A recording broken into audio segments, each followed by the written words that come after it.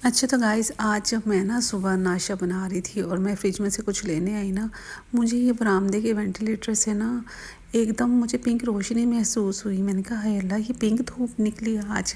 अच्छा, फिर मैंने हॉल का डोर ओपन किया। मैंने कहा अच्छा, हॉल की विंडो में जाके चेक करती हूँ कि वाकई पिंक, मैंने कहा मौसम पिंक पिंक हो रहा है यार, बिलीव करें मैंने फ़र्स्ट टाइम इस तरह से देखा कि पिंकिश सी धूप निकल रही थी। और अच्छा, फिर भी मुझे ना यकीन नहीं हो रहा था। मैंने कहा नहीं, मैं सेहन में जाके चेक करती हूँ। तो हम लोग रात को यहाँ पे ना ग्रिल के ऊपर लॉक लगा देते हैं कि बाहर से अल्लाह ना करे, खुदा ना खास्ता कोई आ ना जाए। और मेरे हस्बैंड कहते हैं कि जाली तोड़ के वो डोर ओपन कर सकता है, कुंडी खोल सकता है, तो आप ना लॉक लगाया करें। तो कभी मैं लगा देती हूँ, कभी वो लगा देती है। एक हाथ में मोबाइल था और दूसरे हाथ से मैं ना लॉक खोलने की कोशिश कर रही थी। खैर फाइनली खुल गया। तो यकीन करें, वाकई आसमान भी देखें बिल्कुल पिंक हो रहा था और पिंक ही धूप निकली हुई थी। मुझे देख के बड़ी हैरानगी हुई और मुझे बहुत ज़्यादा अच्छा भी लगा कि देखें कि अल्लाह ताला चाहे जिस तरह का भी मौसम ना बना सकते हैं, पिंकिश ऑरेंज। अच्छा, पिंक धूप ना, जैसे पिंक के बाद ना फिर सूरज ऑरेंज हो जाता है, ऑरेंज होने के बाद फिर वाइट हो जाता है। देखें अल्लाह ताला हमें रोशनियों के भी कितने कितने नज़ारे करवाता है। बिस्मिल्लाहिर्रहमानिर्रहीम। अस्सलाम वालेकुम गाइस, कैसे हैं आप सब? अच्छा, तो आज मैं आपके साथ शेयर करूंगी अपने रमज़ान की रूटीन के। रमज़ान में मैं घर के काम, इबादत, नमाज, रोज़ा और उसके साथ साथ फिर स्टिचिंग कैसे मैनेज करती हूँ। आपको पता है, घर में जब रमज़ान आते हैं तो घर के जो काम है कितने ज़्यादा बढ़ जाते हैं। अच्छा, तो मुझे वो सीन इतना अच्छा लगा कि मैं नाश्ता बना रही थी और नाश्ता बनाते छोड़ के ना सबसे पहले मैंने कहा मैं ये कैप्चर करती हूँ कि ना ये देखें पिंक धूप निकली हुई है आज, पिंक पिंक सूरज निकला है, पिंक सी रोशनी हो रही है। तो खैर यहाँ पे सबसे पहले ना मैंने परिंदों को खाना डालना होता है सुबह मॉर्निंग में, और फिर एक टाइम शाम में डालती हूँ। इस तरह से ना असर से पहले या असर के टाइम तो खा के चले जाते हैं। खैर फिर जाके मैंने बाकी का नाश्ता कंप्लीट किया, परिंदों को खाना डाला, अपना नाश्ता बनाया, नाश्ता किया। अच्छा, मैं इधर अब्दुल हादी को भी नाश्ता दिया, उसने फिर स्कूल जाना था। और देखे सुबह इतनी अफरा तफरी होती है तो किचन कितना फैला हुआ है, तो इसको भी सारा बाद में मैंने समेटा और बर्तन वगैरह वॉश किए। अच्छा, जब से रमज़ान आने वाला है ना, तो मैं अपने हस्बैंड से कहती हूँ आप थोड़ी थोड़ी ना एक्स्ट्रा सब्जियाँ ले आया करें। जैसे कि अभी टमाटर वगैरह, आलू और प्याज सस्ते हैं, तो आप थोड़े थोड़े एक्स्ट्रा ले लिया करें, ले के रखती रहें। तो इस तरह से ना आपका अच्छा खासा, यानी कि वो मैनेजेबल हो जाता है, रमज़ान तक आपका अच्छा खासा जमा हो जाएगा। तो यहाँ पे मैं टमाटर सेपरेट कर रही थी। आज फिर से प्याज मंगवाए थे, प्याज ऑलरेडी पड़े भी थे, लेकिन मैंने कहा आप एक्स्ट्रा ला के रखते हैं।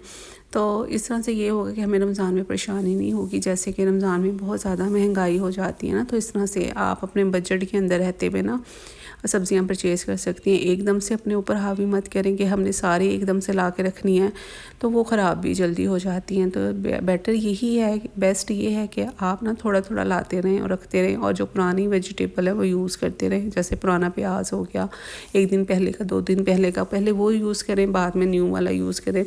तो इस तरह से ये होगा कि ना आपकी सब्ज़ियाँ भी यूज़ में रहेंगी और ख़राब भी नहीं होंगी। अच्छा, ये देखिए मेरे हस्बैंड गोभी लाए थे, और किस किस्म की लाए थे, इतनी गंदी हो रही थी ऊपर से ना। तो खैर गोभी में क्या करती हूँ कि मैं लाजमी इसको प्लांच करती हूँ, मतलब कि ऊपर से तो पहले मैं इस तरह से जो डर्टी एरिया है, हिस्सा है इसका, वो सारा मैं कट कर दूँगी, और बाद में इसको कटिंग करके वाटर बॉयल करके गर्म पानी के अंदर डाल देती हूँ तकरीबन 1 मिनट के लिए, और चूल्हा बंद कर देती हूँ, यानी कि आपने फ्लेम ऑफ कर देनी है।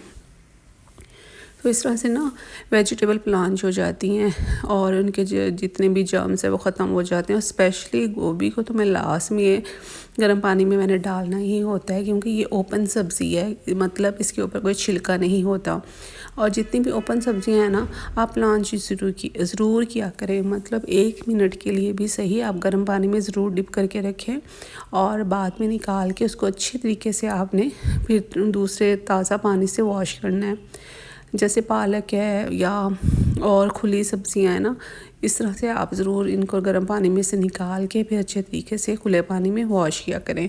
इस तरह से सारे जर्म्स निकल जाते हैं, जितना भी उनके ऊपर स्प्रे हुआ होता है अद्वियात का, तो वो भी साफ़ हो जाती है। सब्ज़ी अच्छी तरीके से आपकी हाइजीनिक हो जाती हैं। तो ये लाजमी आपने काम करने हैं। अच्छा, मैं सही बताऊँ, मैंने अकेले सारे घर के काम मैनेज करने होते हैं। बेटी मेरी यूनिवर्सिटी जाती है, बेटे हैं बाकी 2, तो वो ज़ाहिर है स्कूल वगैरह और अपने-अपने कामों में ऐसे। तो जब बेटी यूनिवर्सिटी चली जाती है तो इसलिए सारे काम मैं मैनेज करती हूँ।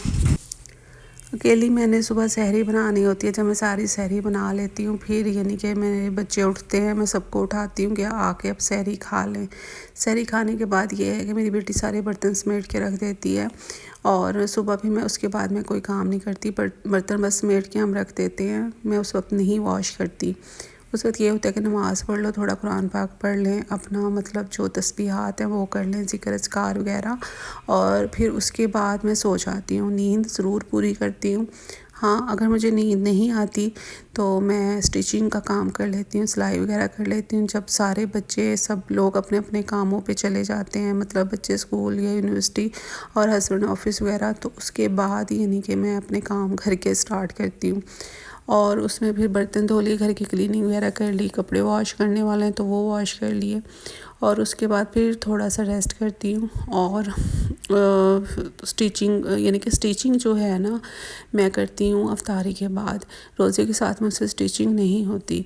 उसके बाद क्या होता है कि ज़ोहर का टाइम हो जाता है, नमाज़ पढ़ती हूँ, और थोड़ा सा फिर नहीं कि आप थोड़ा थोड़ा एक एक रुकू करके कुरान पाक पढ़ें, पूरा एक सिपारा ऐसे पूरा कर सकती हैं एक दिन में, कि आप एक एक रुकू पढ़ते रहें, 2 रुकू पढ़ते रहें, तो इस तरह से आपका एक पूरा पारा जो है कंप्लीट हो जाता है। अच्छा, ऐसे फिर शाम को जो मगरिब के बाद का टाइम होता है, उस वक्त क्या है कि मैं आम रूटीन में भी सूरत वाक़िया ज़रूर पढ़ती हूँ। तो मगरिब के बाद भी सूरत वाक़िया पढ़नी होती है और इशा के बाद सूरत मुल्क। देखें, हम दुनियावी आसाइशों के लिए कितनी स्ट्रगल करते हैं, मेहनत करते हैं, और हम चाहते हैं कि जब हम रात को सोएं, नरम बिस्तरों में सोएं, कि बिस्तर हमारे इतने नरम कंफर्टेबल हों कि हमें सुकून की नींद आए। उस सुकून की नींद के लिए हम कितने जतन करते हैं। तो आपको अपने कब्र का सुकून क्या अज़ीज़ नहीं है? तो सूरत मुल्क आपने किसी भी हालत में स्किप नहीं करनी। और सूरत मुल्क के इतने फ़ायदे हैं कि सूरत मुल्क आपको कब्र के अज़ाब से बचाएगी। दुनियावी फ़ायदा तो देगी, लेकिन आखिरत में आपको इसका इतना अजर मिलने वाला है ना, कि सूरत मुल्क खुद कुरान पाक में ज़िक्र है कि ना, सूरत मुल्क खुद कहती है कि मैं ना, यानी कि जब तक अल्लाह ताला से उस बंदे को बख्शवा नहीं लूँगी, या उसको यानी कि उसके सारे गुनाह अल्लाह ताला जब तक माफ़ नहीं कर देंगे ना, तो सूरत मुल्क वो ढाल बन जाती है। वो ख़ुद कहती है कि ना, आप ये मुझे दुनिया में पढ़ता था तो आप ना अल्लाह ताला को कहती है कि इस इंसान के सारे गुनाह को बख्श दें, सारे गुनाहों को बख्श दें, कि वो सूरत मुल्क पढ़ता था। तो कब्र का अज़ाब उस इंसान पे हराम हो जाता है, तो जो सूरत मुल्क की इशा के बाद तिलावत करता है। और मगरिब के बाद आप सूरत वाक़िया ज़रूर पढ़ा करें। फ़क्र फ़ाक़ा ख़त्म होता है। अगर आप बहुत ज़्यादा भी तंग दस्त है ना, लेकिन अल्लाह ताला को ऐसी राहें बनाता है ना कि आप हैरान रह जाते हो। ऐसे ऐसे ज़रियों से आपकी मदद करते हैं और इतना रिज़्क़ से नवाजते हैं ना, और आपको समझ नहीं आती कि ना ये इस तरह से कैसे पूरा हो रहा है ना। लेकिन सूरत वाक़िया की ये वाक़ई इतना ही ज़्यादा फ़जीलत है, और आप ज़रूर पढ़ा करें। अपने बच्चों से भी कहें कि वो ज़रूर पढ़ा करें। अच्छा, तो मैं रमज़ान की रूटीन डिस्कस कर रही थी। तो उसके बाद क्या होता है कि ना, ज़ोहर के बाद ना मैं दोपहर को ही खाना बना लेती हूँ। मतलब जो भी सालन बनाना है ना, मैं दोपहर में बनाती हूँ, मैं शाम में नहीं बनाती। दोपहर में बना के रख देती हूँ, फिर शाम में बस ये होता है कि असर के बाद हम लोगों ने पकोड़े बनाने हैं, फ्रूट चाट बनानी है, या हस्बैंड बाहर से दही भल्ले या समोसे वगैरह ले आते हैं। इससे ज़्यादा हम अफ्तारी में कुछ भी नहीं खाते। साथ में बस ड्रिंक ज़रूर होती है, कोल्ड ड्रिंक कोई भी, मतलब बाहर ये पेप्सी कोक नहीं, रिफ़्रेशिंग ड्रिंक जो घर पे आम जामी शीरी वगैरह ये ज़रूर बनता है। और इसके अलावा कुछ भी नहीं होता। खजूरें होती हैं, फ्रूट चाट होती है और पकोड़े वगैरह। हम बस ये 2-3 चीज़ें शौक़ से खाते हैं, मैं भी, मेरे बच्चे भी, और इसके अलावा मैं कुछ भी नहीं खाती। और बच्चों को होता है किसी दिन तो वो समोसे वगैरह बाहर से रोल मंगवा लेते हैं, अदरवाइज़ बहुत कम ऐसा होता है। और खाना हम लोग खाते हैं इशा के बाद। तो बस थोड़ी सी उस वक्त इफ्तारी के बाद यानी कि मैं चाय पी लेती हूँ।